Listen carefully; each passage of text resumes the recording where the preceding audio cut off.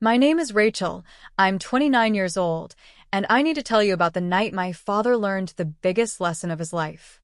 Picture this: a fancy hotel ballroom in downtown Chicago, crystal chandeliers hanging from the ceiling, about 150 people dressed in expensive suits and pretty dresses.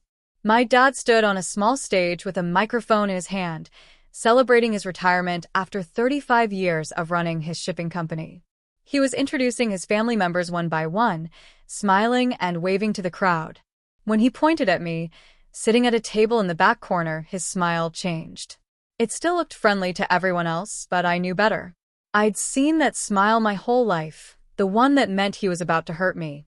"And that's my daughter, Rachel," he said into the microphone, his voice echoing through the whole room. Still no college degree, no real job, basically just wasting her life. But hey, at least she showed up tonight. Everyone laughed. 150 people actually laughed at me. I didn't cry. I didn't yell. I just stood up slowly, picked up my glass of champagne, and said loud enough for everyone to hear, "Thanks, Dad. This is the last time you'll ever see me." Then I walked out of that ballroom with my head held high.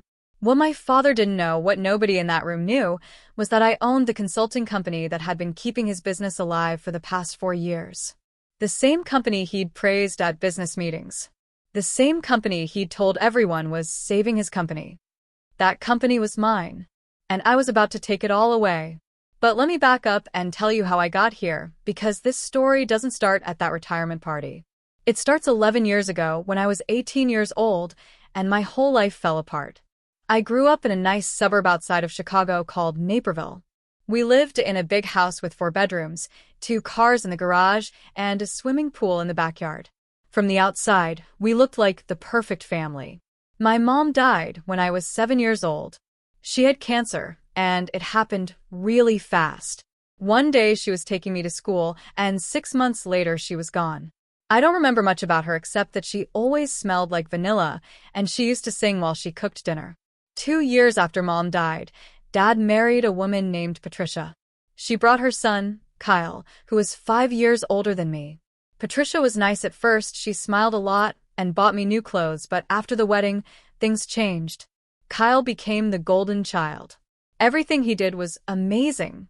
When he got good grades, Dad took him out for steak dinners. When I got good grades, nobody said anything. When Kyle played basketball, Dad went to every single game. When I joined the dance team, Dad said he was too busy with work. I learned pretty quickly that I was second place in this family. Actually, I wasn't even second place. I was just there. Like a piece of furniture, nobody really noticed. But I kept trying. I studied hard, got straight A's all through high school, helped with chores, never complained. I thought maybe if I was good enough, Dad would see me. Really see me. I was wrong. The summer after I graduated high school, I got accepted to Northwestern University. It's one of the best schools in Illinois, and I was so proud. I had a partial scholarship, but I still needed help with tuition. I remember sitting in Dad's office at home, holding my acceptance letter, my hands shaking with excitement. "Dad, look. I got in. Can we talk about how to pay for the rest of the tuition?" He barely looked up from his computer. "Rachel, we need to talk about something else first. Sit down." My stomach dropped. I sat. "Kyle got accepted to Harvard Business School," Dad said. "It's a 2-year program, very expensive. We're going to need to put all our money toward that." I stared at him. "What about my college?" "You can go to community college for now. Save money. Kyle's education is an investment in the family business. He'll take over the company someday." "But I got a scholarship. I only need—" I said no, Rachel. His voice was flat, final. "This isn't a discussion. Kyle's future is more important right now." I felt like someone had punched me in the stomach. Mom would have wanted me to go to college. Dad's face got hard. "Don't bring your mother into this. She's not here. I'm making the decisions now." That was it. The conversation was over. My dreams didn't matter. My hard work didn't matter. I didn't matter. Looking back now, that was the moment I should have walked away from my family. But I was only 18, and I didn't know how to do that yet. So instead, I made a different choice. One that would change everything. I didn't go to community college like Dad wanted. I couldn't. Every time I thought about sitting in those classes, knowing I should have been at Northwestern, I felt sick. Instead, I moved out of the house 3 weeks after that conversation. I packed everything I owned into 2 suitcases and took a bus to downtown Chicago. I had exactly $1,200 in my savings account from babysitting and working at the mall. That was it. My first apartment was terrible. It was a tiny studio in a neighborhood called Logan Square, and I mean tiny. The whole place was smaller than my old bedroom. The refrigerator made weird buzzing noises all night. The bathroom's sink dripped constantly. There were water stains on the ceiling that looked like brown clouds. But it was mine. Nobody could tell me I wasn't important enough. Nobody could tell me my dreams didn't matter. I got a job as a receptionist at a small shipping company called Morrison Logistics. It wasn't glamorous. I answered phones, filed papers, made coffee for the office. But the owner, a kind older man named Tom Morrison, noticed something about me. "You're smart," he told me one day, watching me reorganize the entire filing system without being asked. "Why are you working as a receptionist?" I told him the truth. About Dad choosing Kyle over me. About losing my chance at Northwestern. About starting over with nothing. Tom listened to everything, nodding slowly. When I finished, he said something I'll never forget. "Rachel, let me tell you something about this business. The people who succeed aren't always the ones with fancy degrees. They're the ones who refuse to quit. You've got that in you. I can see it." He offered me a deal. "Work here during the day. I'll teach you everything I know about shipping and logistics. At night, take free online classes. Learn the business inside and out. In a few years, you'll know more than most people with MBAs." I took that deal. For the next 3 years, I worked 60-hour weeks. During the day, I learned how shipping companies operate, how to negotiate with trucking companies, how to plan efficient delivery routes, how to manage warehouses, how to solve problems when shipments went wrong. At night, I took online courses from MIT, Stanford, anywhere that offered free classes. I studied supply chain management, business operations, logistics technology. My tiny apartment became filled with notebooks and textbooks from the library. I didn't call home. Not once. Dad never called me either. On my birthday, his secretary sent me a card with $50 inside. I ripped up the check and threw it away. I didn't want his money. I didn't want anything from him. Meanwhile, I heard through my cousin Jessica, the only family member I still talked to, that Kyle was thriving at Harvard. Dad took him to business conferences, introduced him to important people, posted proud photos on Facebook. Nobody even mentioned me. It was like I'd never existed. Good, I thought. Let them forget about me. They'll remember me someday. By the time I turned 22, I'd saved $15,000. I know that doesn't sound like much, but when you're eating ramen noodles for dinner and walking to work instead of taking the bus, you can save more than you'd think. Tom Morrison called me into his office one morning. He looked tired, older than usual. "Rachel, I'm retiring next month. Selling the company." My heart sank. This job had become my whole life. "But before I do," Tom continued, "I want to tell you something. You're ready to start your own business. You know everything I know, maybe more.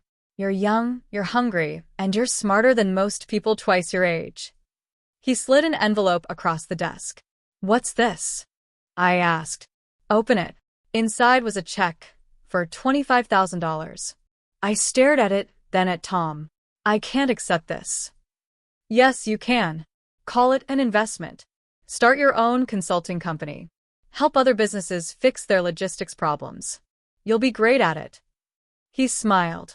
"Just promise me one thing. When you're successful, help someone else the way I helped you." I started crying right there in his office. This man, who barely knew me, believed in me more than my own father ever had. "I promise," I whispered. 1 month later, I registered my business with the state of Illinois. Sterling Solutions Consulting. I chose the name Sterling because it means high quality and valuable. Everything my father said I wasn't.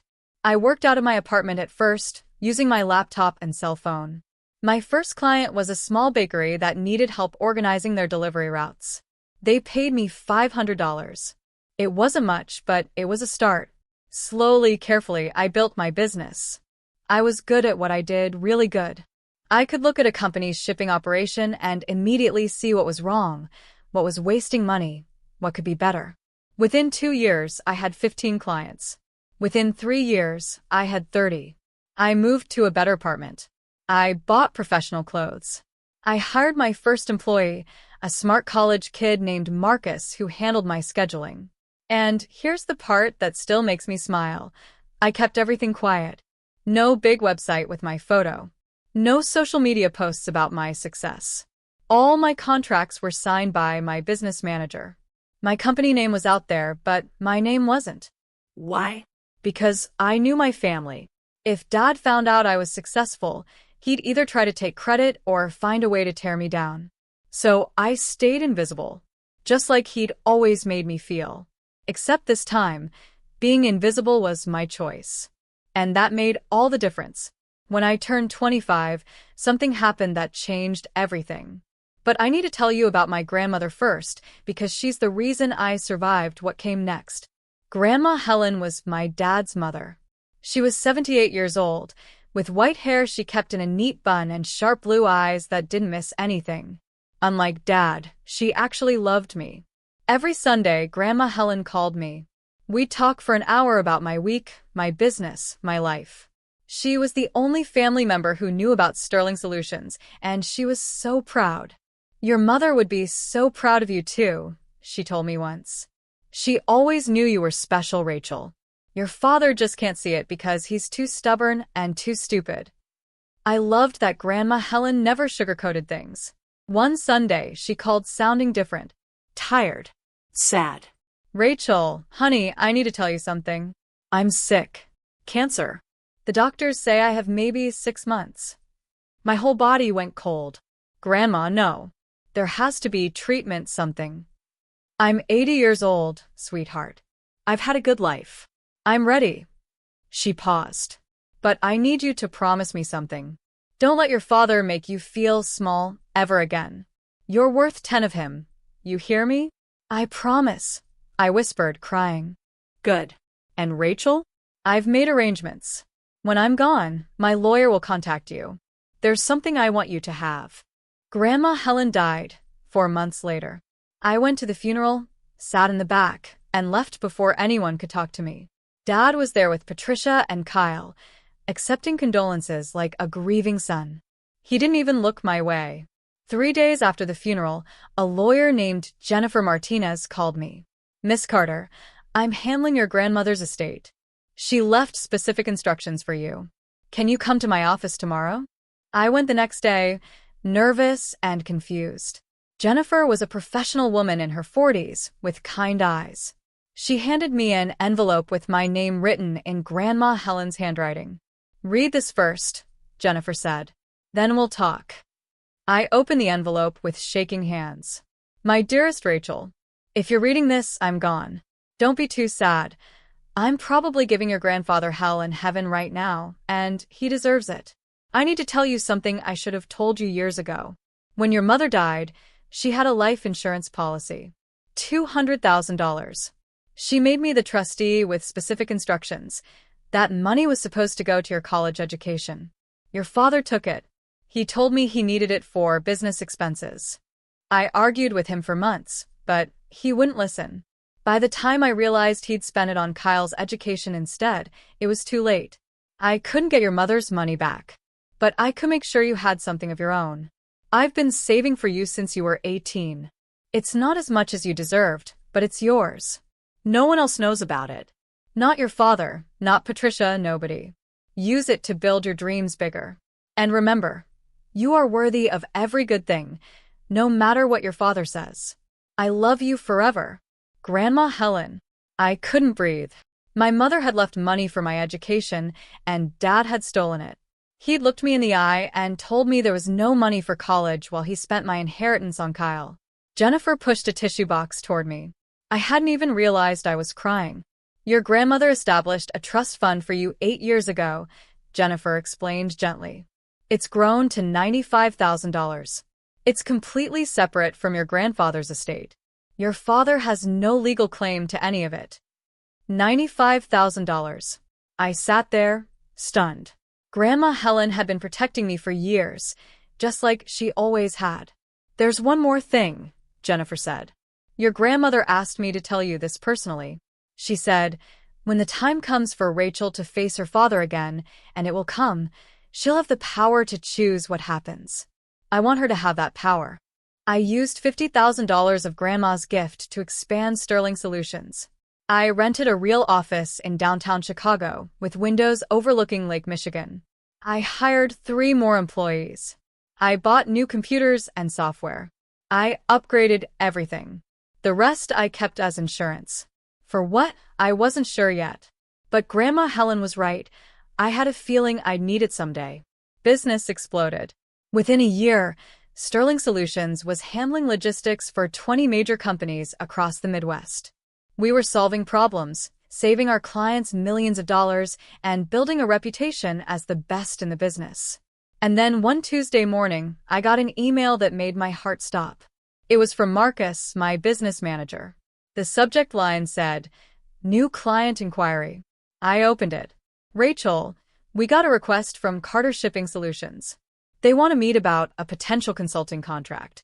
They're apparently having major efficiency problems and heard we're the best. The CEO is Richard Carter. Isn't that your father's company?"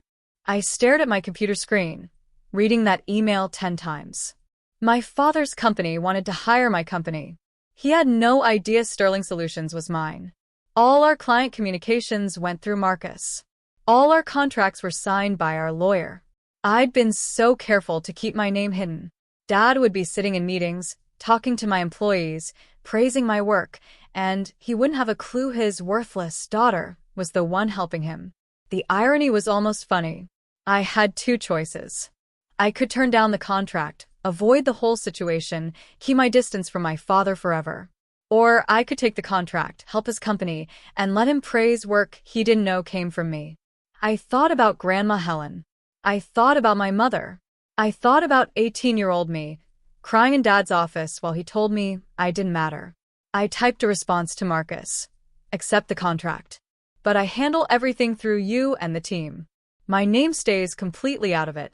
And that's how I became the secret backbone of my father's company.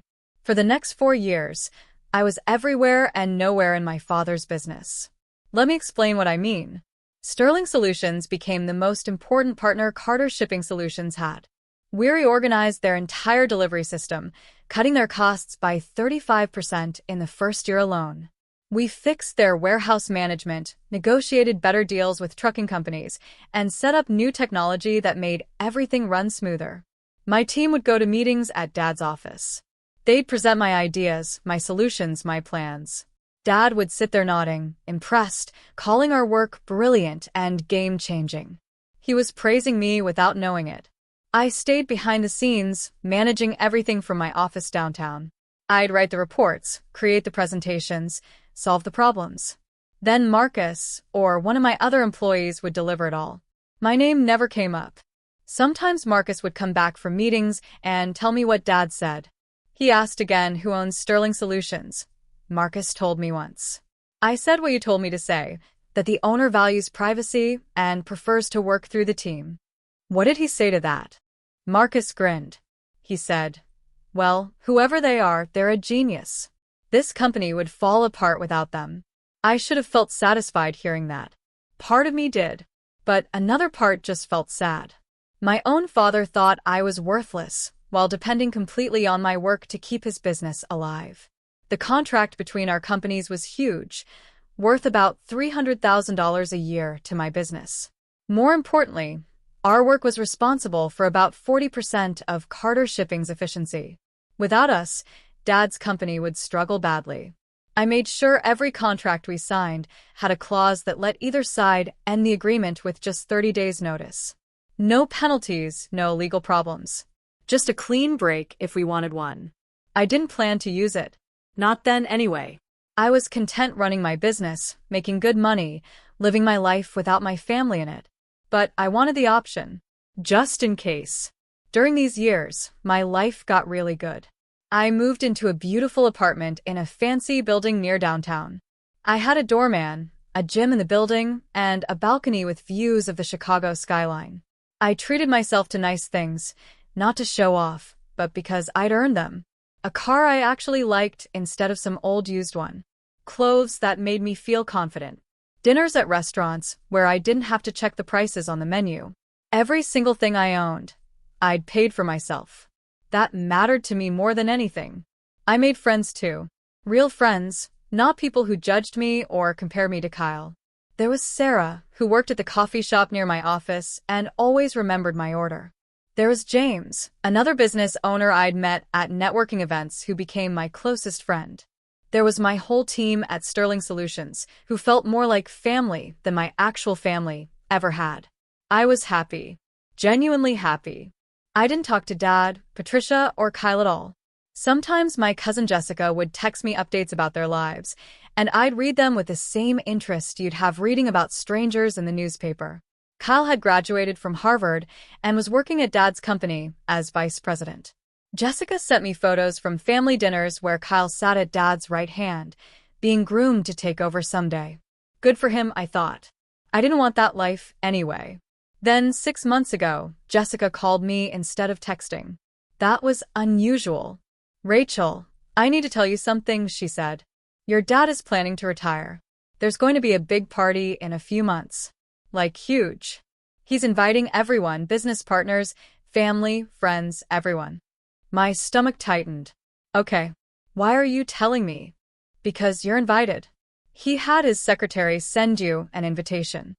I checked my mail that evening. Sure enough, there was a fancy cream-colored envelope with gold lettering. Richard Carter requests the pleasure of your company at a celebration honoring his retirement from Carter Shipping Solutions. I almost threw it in the trash right then. Are you going to go? Jessica asked when I called her back.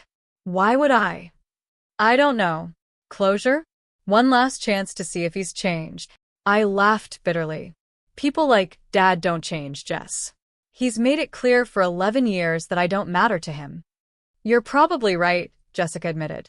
But if you don't go, you'll always wonder what if. And knowing you, that will drive you crazy. She was right about that. I hated unanswered questions. I looked at that invitation for 2 weeks. I'd pick it up, read it again, put it down. Pick it up, put it down. Finally, I made a decision. I was going to that party. Not because I wanted reconciliation. Not because I hoped Dad had changed. But because something in my gut told me I needed to be there. I needed to see with my own eyes what kind of man my father had become. I needed to know if there was any part of him that regretted how he'd treated me. And if he showed me exactly who he was again, if he hurt me one more time in front of all those people, I wanted to be there to finally say goodbye on my terms. I filled out the RSVP card. Rachel Carter. Attending. Yes. I mailed it back before I could change my mind. Marcus noticed I was distracted at work the next day. Everything okay, boss? I told him about the party. About Dad. About my decision to go. Are you sure that's a good idea? Marcus asked carefully. This guy sounds like he doesn't deserve a minute of your time. Probably not, I agreed. But I need to do this. For me. Does that make sense? Marcus nodded. Yeah. It does. Just be careful, okay? People like that, they know how to hurt you. Don't worry, I said. He can't hurt me anymore. I'm not that 18-year-old girl anymore. I really believed that when I said it, I had no idea how wrong I was. The night of the party, I stood in front of my bathroom mirror for 20 minutes, giving myself a pep talk. You're successful. You're strong. You don't need his approval anymore. I'd chosen my outfit carefully, a navy blue dress that was elegant but not flashy, pearl earrings Grandma Helen had given me, and simple black heels. I looked professional, put together, like someone who had her life figured out. I drove to the hotel where the party was being held. It was one of those fancy places downtown with valet parking and a marble lobby. I could hear music and voices coming from the ballroom on the second floor. For a moment, sitting in my car, I almost turned around and left. But I thought about Grandma Helen, about what she'd want me to do. She'd want me to hold my head high and show them I'd survived. I'd thrived. So I got out of the car and went inside. The ballroom was decorated with white flowers and gold balloons. Round tables filled the room, each one covered with fancy tablecloths and expensive-looking centerpieces. There had to be 150 people there, maybe more. I recognized some faces from when I was younger, Dad's business partners, old family friends, people from the country club. None of them recognized me. Why would they? The last time they'd seen me, I was an awkward 18-year-old. Now I was a confident 29-year-old woman in designer clothes. A woman at the entrance checked my name off a list and pointed toward the seating chart. "You're at table 12, dear. That's in the back left corner." Of course. Not at the family table up front. Not even close. Table 12, practically hidden behind a decorative column. The message was clear. You're here, but you don't really matter. I found my seat next to people I'd never met, some couple who worked with Dad years ago. They introduced themselves politely, then went back to their conversation, ignoring me. Perfect. I could observe without being noticed. I watched Patricia work the room in a sparkly gold dress, greeting guests like a professional hostess. I saw Kyle near the bar, laughing loudly with a beautiful woman on his arm. He'd gotten taller, more confident-looking. The golden child, all grown up. And then I saw Dad. He stood near the stage, shaking hands with important-looking men in expensive suits. He'd aged, more gray in his hair, deeper lines around his eyes, but he still had that same commanding presence. The successful businessman, respected and admired. Our eyes met across the room for just a second. He nodded once, barely an acknowledgement, then turned back to his conversation. That nod said everything. You're here, I see you, but you're not important enough for more than this. A waiter came by with champagne. I took a glass. I had a feeling I was going to need it. The party went on around me. People ate fancy appetizers, drank expensive wine, and talked about business and golf and vacation homes. I sat quietly, listening. And that's when I heard something interesting. Two men at the table next to mine were talking loud enough for me to hear. "Richard's really turned the company around these last few years," one said.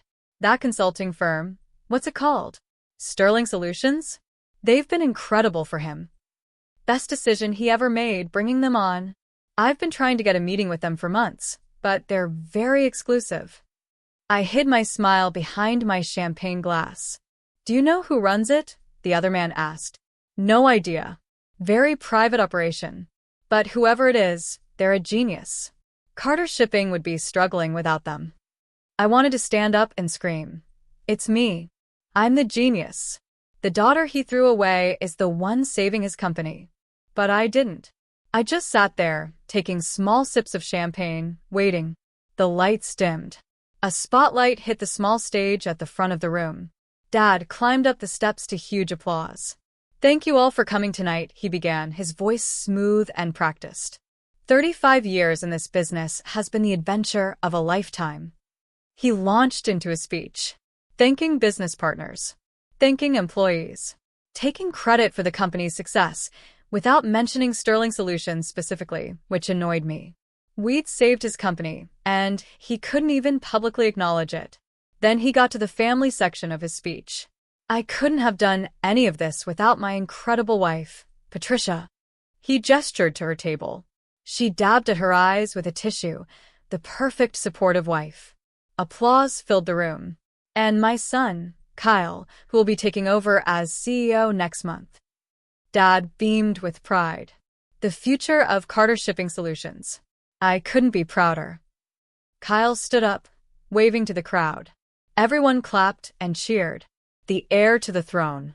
I gripped my champagne glass tighter. Then Dad's eyes found me in the back corner. Something changed in his expression. Something mean crept into his smile. And of course, my daughter, Rachel. The spotlight swung toward me. Suddenly, 150 people were staring at me. My heart started pounding. Rachel never finished college, Dad continued, his voice taking on a mocking tone. Never really found her way in life. She's been figuring things out for a while now. A few people chuckled nervously. No real career, no husband, just kind of drifting through life. He paused, and I saw it coming before he even said it. But hey, maybe someday she'll figure out what she wants to be when she grows up. The room erupted in laughter. Real, genuine laughter. People were laughing at me. At my father's joke about how worthless his own daughter was. I sat completely still. My face felt hot. My hands were shaking. But I didn't cry. I didn't look down in shame. Instead, I stood up. The laughter died down as I stood up. The room got quiet, that weird kind of quiet where everyone is watching and waiting to see what happens next. I could feel every pair of eyes on me. Some people looked curious. Others looked uncomfortable, like they knew Dad had gone too far but didn't want to say anything. A few looked eager, like they were hoping for drama. I picked up my champagne glass slowly, keeping my hand steady even though my whole body was shaking inside. Dad's smile faltered a little. He hadn't expected me to stand up. I'd never stood up to him before. Not once in my entire life. I raised my glass toward him. Congratulations on your retirement, Dad. My voice came out clear and strong, loud enough for everyone to hear. 35 years is quite an achievement. I paused, letting the room stay silent. You taught me a lot over the years. You taught me about hard work, about sacrifice. And you definitely taught me what kind of loyalty I can expect from family. Some people shifted uncomfortably in their seats. I lifted my champagne glass higher. So, here's to you. Cheers. I set the glass down on the table without drinking from it. This is the last time any of you will see me. Then I picked up my purse, turned around, and walked toward the exit. My heels clicked on the hardwood floor. Click, click, click, the only sound in that massive ballroom. Nobody was laughing now. Nobody was talking. They were all just watching me walk away. I didn't run. I didn't rush. I walked with my back straight and my head up, exactly like Grandma Helen had taught me. Behind me, the silence was so complete I could hear someone's ice clinking in their glass. Then I heard a woman gasp. Someone whispered something I couldn't make out. But mostly there was just the echo of my footsteps. I pushed through the double doors and stepped into the hotel hallway. The doors swung shut behind me, muffling the confused murmurs starting up in the ballroom. I made it to the elevator before my hands started shaking for real. I pressed the button for the parking garage and leaned against the elevator wall, breathing hard. My heart was pounding so loud I could hear it in my ears. What had I just done? I'd walked out on my father in front of everyone he knew. I'd basically told him and his entire world that I was done with all of them. The elevator doors opened. I walked to my car, got in, locked the doors, and just sat there. And then, for the first time in years, I cried. Not sad tears, angry tears. Relieved tears. Years and years of holding everything inside just came pouring out. I cried for 18-year-old me, sitting in Dad's office, being told I didn't matter enough for college tuition. I cried for every birthday he forgot, every achievement he ignored, every time he looked right through me like I was invisible. I cried for my mom, who'd tried to protect me even after death, only to have Dad steal what she'd left me. I cried for Grandma Helen, who'd done her best to shield me but couldn't protect me from everything. And then I stopped crying. I wiped my eyes, fixed my makeup in the mirror, and started my car. I drove home feeling lighter than I'd felt in 11 years. I was almost to my apartment when my phone started buzzing. Text after text after text. I waited until I was parked to look at them. Patricia. Rachel, what on earth was that? Call me right now. Kyle. Are you serious right now? You just embarrassed Dad in front of everyone. Cousin Jessica. Oh my God, Rachel. Are you okay? That took guts. Call me. And then, finally, one from Dad. Get back here. Now. I stared at that last text for a long moment. Then I blocked his number. I blocked Patricia's number. I blocked Kyle's number. I texted Jessica back. I'm fine. Better than fine. I'll call you tomorrow. Then I went upstairs to my apartment, changed into comfortable pajamas, made myself tea, and sat on my balcony looking out at the Chicago skyline. My phone kept buzzing with calls from blocked numbers. I turned it off. For the first time in my life, I'd set a real boundary with my family.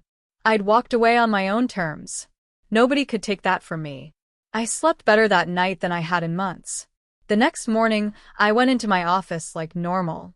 Marcus took one look at my face and said, "You did it." You went to the party. I did. And I walked out. In the middle of his speech. In front of everyone. Marcus's eyes got wide. Rachel. Oh man. What happened? I told him everything. The seating arrangement. The speech. The public humiliation. My response. When I finished, Marcus was quiet for a minute. Then he said, "Good. He deserved that." Maybe. But it's not over. What do you mean? I pulled up our contract files on my computer. Carter Shipping Solutions. Our contract is up for renewal in 2 months. Marcus understood immediately. You're going to end it. I'm thinking about it. I looked at the numbers on my screen. Without us, they lose 40% of their efficiency. That's not just an inconvenience. That's a crisis. Especially with Kyle just taking over as CEO. Your dad will figure out it's you, Marcus warned. Once you pull the contract, he'll dig into who owns Sterling Solutions. The secret won't last. I know. I took a deep breath. I think it's time he knew anyway. I'm tired of hiding. When do you want to do it? I thought about Grandma Helen, about my mother, about every promise broken and every door slammed in my face. Monday. Draft the termination letter. 30 days notice, just like the contract says. Professional, clean, no personal attacks. And then I'm going to write my father a personal letter, separate from the business one. He deserves to know exactly who's been keeping his company alive all these years. Marcus nodded slowly. This is going to blow up his whole world. I know. Are you ready for that? I thought about the question. Was I ready? Ready for the confrontation, the anger, the fallout? Yes. I was. I've been ready for 11 years. I spent all weekend writing that letter to my father. Not the business one. Marcus handled that part, using professional language about restructuring our client portfolio and strategic business decisions. I wrote the personal letter. The truth. My first draft was 10 pages long and full of anger. Every mean thing he'd ever said, every time he'd ignored me, every broken promise, I wrote it all down. Then I deleted it and started over. The second draft was too cold. Just facts, no emotion. It sounded like a robot wrote it. The third draft was too desperate, like I was still begging for his approval. The final version was simple. Honest. Clear.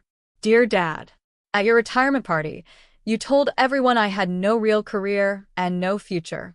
I want you to know something. Sterling Solutions Consulting is mine. I own it. I built it from nothing. For 4 years, your company has depended on my work. Every efficiency improvement, every cost saving, every solution, that was me. The daughter you called worthless has been the backbone of your business. I'm ending our contract. Not as revenge, but as a boundary. I'm done letting you use me while pretending I don't exist. Grandma Helen left me money you didn't know about. She knew what you did. How you took Mom's life insurance that was meant for my education and spent it on Kyle instead. She made sure I had something you couldn't take from me. Everything I have, I built myself. Without your help. Without your approval. Without you. I don't need you to apologize. I don't need you to understand. I just need you to know that I am not what you said I was. I never was. Don't contact me again. Rachel. I read it 20 times, checking for typos, checking for anything that sounded too emotional or too mean. It was just the truth. And Grandma Helen was right. Sometimes the truth is the most powerful thing you can give someone. Monday morning at 9 o'clock, Marcus sent both letters by courier to Carter Shipping Solutions headquarters. The business termination letter went to their legal department. The personal letter went directly to Dad, marked private and confidential. Then we waited. I tried to work on other projects, but I couldn't focus. I kept checking my phone, even though I'd blocked Dad's number. At 10:15, my office phone rang. The receptionist. Rachel, there's a call on line 3. The person says it's urgent and won't give their name. I knew who it was. Tell them I'm unavailable. 2 minutes later, she called back. They're calling again. They sound really upset. Block the number. At 10:30, Marcus came into my office. Someone from Carter Shipping just called asking to speak with the owner of Sterling Solutions. I told them what you said, that the owner doesn't take direct calls and all communication goes through legal representatives. How did they sound? Panicked. By 11 o'clock, I had 17 missed calls from block numbers. At 11:30, my receptionist knocked on my door, looking nervous. Rachel, there are 3 people in the lobby who say they need to see you immediately. They won't leave. My stomach dropped. Who are they? A man named Richard Carter, a woman named Patricia, and a younger man. They're demanding to speak with you. They'd driven all the way to Chicago. 3 hours in the car, probably arguing the whole way, just to confront me. Should I call security? The receptionist asked. I thought about it. I could have them thrown out. I could hide in my office and never face them. But I was done hiding. No. Put them in conference room B. Are you sure? Yes. Tell them I'll be there in 5 minutes. I needed those 5 minutes. I went to the bathroom, splashed cold water on my face, looked at myself in the mirror. You can do this. You're not 18 anymore. You're successful. You're strong. He can't hurt you. I straightened my blazer, took a deep breath, and walked to conference room B. The room had glass walls so my employees could see inside but couldn't hear what was being said. I'd chosen it on purpose. Witnesses. Dad, Patricia, and Kyle stood by the window, looking out at the city skyline. They looked completely out of place in my modern office with its clean lines and contemporary furniture. Dad turned when I walked in. His face was gray, older than I'd ever seen him. Rachel. His voice cracked when he said my name. Hello, Dad. Patricia. Kyle. I sat down at the head of the conference table. Calm. Professional. In control. I assume he got my letters. Your letters? Kyle stepped forward, his face red with anger. You can't just... Sit down, Kyle. My voice was quiet but firm. I won't have a conversation with you yelling. He looked at Dad, who nodded sharply. They all sat down. Nobody spoke for a long moment. Finally, Dad leaned forward. This is all a misunderstanding. You can't possibly own a company like Sterling Solutions. You didn't even finish college. I did own it. I do own it. I slid a folder across the table. Business registration. Tax documents. Client contracts. It's all there. Patricia's hands were shaking as she opened the folder. But how? You were just a receptionist. I was a receptionist who learned everything about this business. Then I built something better than what you have. Dad stared at the documents like they were written in a foreign language. You've been working with us for 4 years. You never said anything. You never asked who owned the company. You just praised the work. You called it brilliant. You told people at business conferences how much Sterling Solutions saved you. I paused. You were praising me, Dad. You just didn't know it. The color drained from his face as the realization hit him. Kyle slammed his hand on the table. This is insane. You've been lying to us for years. I never lied. I just didn't advertise. There's a difference. You did this on purpose, Patricia said, her voice shaking. You planned this revenge. No. I planned a business. Your company chose to hire me. I did good work. That's all. Dad finally found his voice. Okay. I apologize. About the party. Is that what you want? I'm sorry. Now can we talk about the contract? And there it was. He was sorry because he needed something from me. That wasn't an apology. That was negotiation. You're sorry because your company needs my help.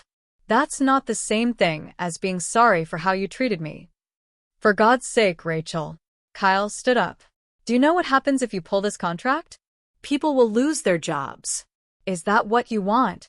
I want you to understand that actions have consequences. Patricia started crying. Not real tears, the kind of crying she did when she wanted sympathy. Heather, please. We're family. Family doesn't do this to each other. Family? I looked at her steadily. Where was family when I needed college tuition? Where was family every birthday you forgot? Where was family when Dad publicly humiliated me 3 days ago? She didn't have an answer for that. Dad's jaw tightened. What do you want from us, Rachel? Money? An apology? Tell me what it takes to fix this. You're not listening. I don't want anything from you. That's the point.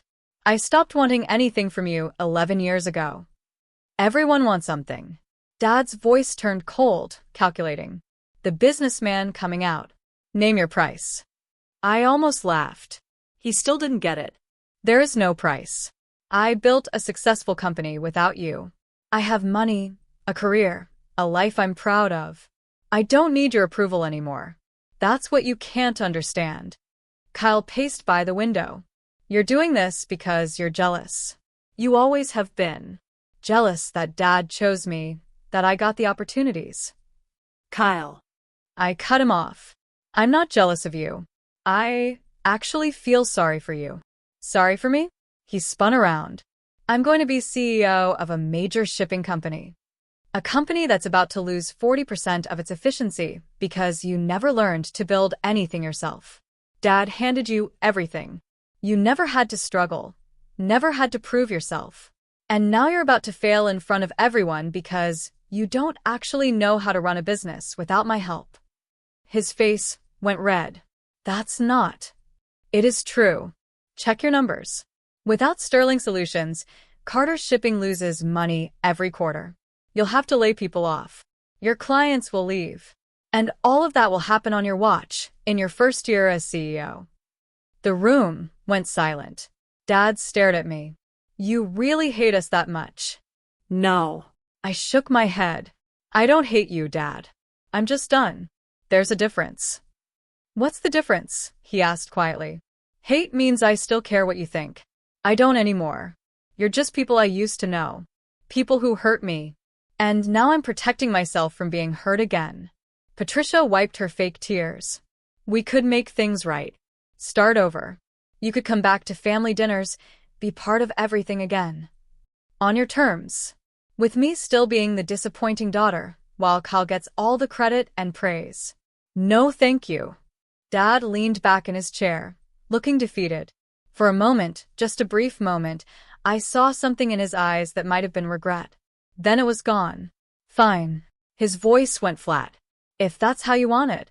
You walk away from this family, you're done. No inheritance, nothing. I almost laughed. Dad, you cut me off when I was 18. What inheritance? The money Mom left for my education that you stole? Grandma Helen already told me about that. His face went white. Margaret had no right. She had every right. It was her money. And she knew exactly what kind of father you were. That's why she protected me. I stood up. This meeting is over. You know where the exits are.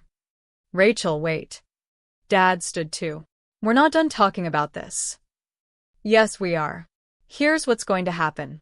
In 30 days, Sterling Solutions' contract with your company ends. You'll need to find a new consulting firm, which will take at least 6 months and cost twice what you were paying me. I walked to the door and opened it. If any of you contact me again, calls, texts showing up at my office, I'll release every email, every document, every record of how this family treated me to the business press. It's all legal. It's all backed up. And it would make a very interesting story. Kyle's eyes widened. You wouldn't. Try me. Dad looked at me with something new in his expression. Not anger anymore. Something closer to fear. He was finally understanding that he had no power over me. Not anymore. You've really changed, he said quietly. No, Dad. I've always been this person. You just never bothered to look. Patricia gathered her purse. Kyle headed for the door, not looking at me. Dad was the last to move. He stopped in front of me. We looked at each other, father and daughter, strangers who shared a last name. Do you really not care at all? He asked. After everything? After all these years? I thought about lying. About saying I didn't care, that it didn't hurt, that I was completely over it. But I decided to give him the truth one last time. I care that I wasted so many years trying to earn love from someone who wasn't capable of giving it. I care that my mom died trying to protect me from you. I care that Grandma Helen had to use her own money to give me what you should have given me freely. I paused. But I don't care what you think of me anymore. And that's what's killing you right now, isn't it? That your worthless daughter doesn't need you. Doesn't want you. And is doing better without you than Kyle ever will with all your help. He had no response. They walked out through my office, past my employees who pretended not to watch. The elevator doors closed behind them. I went back to my office, sat at my desk, and got back to work. That evening, I sat on my balcony watching the sun set over Chicago. My phone buzzed. A text from Jessica. I heard what happened. The whole family is freaking out. Are you okay? I typed back. I'm better than okay. I'm free. And I meant it. Did it hurt? Yes. Cutting ties with family always hurts, even when they've hurt you worse. But it also felt like finally putting down something heavy I'd been carrying for 11 years. My shoulders felt lighter. My chest felt less tight. I thought about Grandma Helen, about what she'd want me to do now. She'd want me to keep building, keep growing, keep being the person she always knew I could be. So that's what I did. Sterling Solutions kept thriving. We brought on new clients to replace Dad's company. My team grew. We moved to an even bigger office. I won awards for business excellence. 6 months later, I heard through Jessica that Carter Shipping Solutions was struggling. They'd found a new consulting firm, but it wasn't working out. Kyle was in over his head. Dad had to come out of retirement to try to save the company. I didn't feel happy about it, but I didn't feel guilty either. They'd made their choices. I'd made mine. Sometimes late at night, I wonder what would have happened if Dad had just apologized sincerely at that meeting. If he'd said, I was wrong. I treated you terribly. I'm sorry. Would I have kept the contract? Forgiven him? Let him back into my life? I honestly don't know. But he didn't apologize. He negotiated. He threatened. He tried to buy me. And that told me everything I needed to know. I keep Grandma Helen's photo on my desk. Sometimes I talk to it, tell her about my day, about the business, about my life. I did it, Grandma. I told her picture last week. I built something real, something good, and I did it my way. If you're reading this and you have a family that makes you feel small, that tells you you're not good enough, that chooses other people over you again and again, I want you to know something. You are enough. You always were. Their inability to see your worth doesn't mean you don't have worth. It means they're not looking. Build your life anyway. Love yourself anyway. Succeed anyway. And when they finally realize what they lost, when they finally see what you became without them, you'll be so far ahead that their opinion won't matter anymore. That's not revenge. That's freedom. And freedom is worth more than any apology they could ever give. My name is Rachel Carter. I'm 29 years old. I own a successful consulting company. I have real friends, a life I love, and a future I built with my own hands. And I am finally truly free.